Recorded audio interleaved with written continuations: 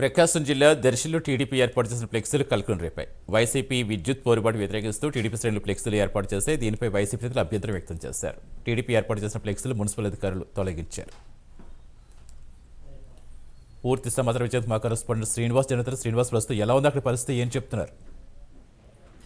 ప్రస్తుతం సామరస్యంగానే ఉంది. కానీ ప్రస్తుతం రాత్రి అంటే నిన్న రాష్ట్ర వ్యాప్తంగా వైసీపీ పార్టీ అనేది విద్యుత్ ఛార్జీలపై నిరసన అంటే ధర్నా చేపట్టడం జరిగింది. దీనిపై రాత్రికి రాత్రి దర్శిలో జగన్మోహన్ రెడ్డి అవినీతి విద్యుత్ ఛార్జీలు పెరిగినాయి అంటూ ఫ్లెక్సీలు అనేది ఏర్పాటు చేయడం జరిగింది టీడీపీ శ్రేణులు.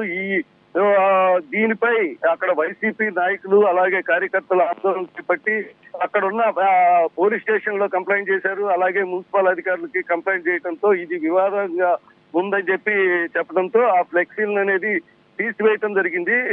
సతీష్, ఇప్పుడు ప్రస్తుతం వైసీపీ వాళ్ళు విద్యుత్ ఛార్జీలపై నిరసన తెలియపరుస్తున్నారు.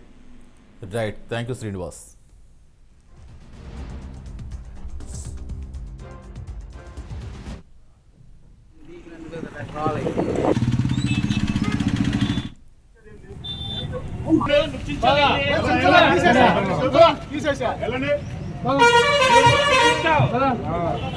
మరి